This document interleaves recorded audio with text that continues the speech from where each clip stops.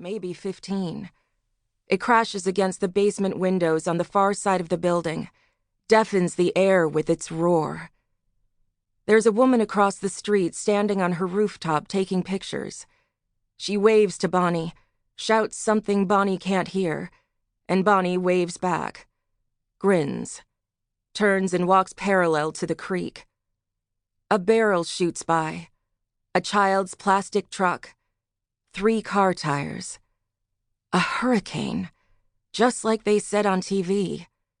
Bonnie and Dean had filled the bathtub with water and waited all day for the wind, but it was peaceful, eerily mild, just a steady rain and the branches gently striking the windows. But the river, who knew? The storm they'd all been waiting for. Bonnie does a little dance, her body warm, electric.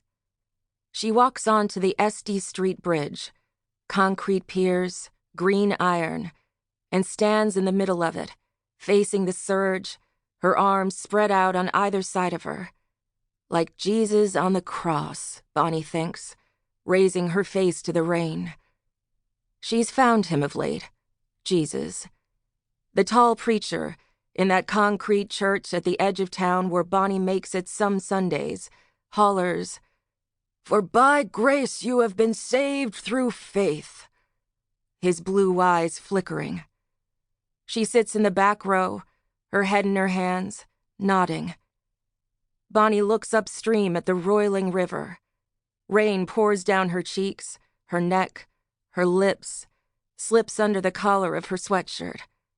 A warm rain, a Bahamas-scented rain, a southern-scented rain, like in that city where her daughter lives, too far away. Bonnie tips her head back, bares her teeth, lets the water seep through onto her tongue. "Whoever drinks the water I give them will never thirst," it says in Matthew. Bonnie wrote that on her wall with a black Sharpie. "Wild baby girl!" she shouts into the roar and din, imagining this same rain pouring down Vale's neck and chest in New Orleans. The water answers back, a deep and glorious bellow. The asphalt below her feet shakes. Bonnie laughs, whispers, "Holy water," heart thundering below her ribcage. Part 1. River. Vale, August 28th, 2011.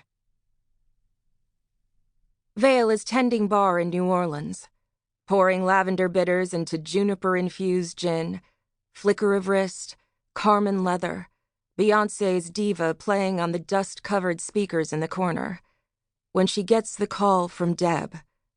"High water, a bridge, your mother."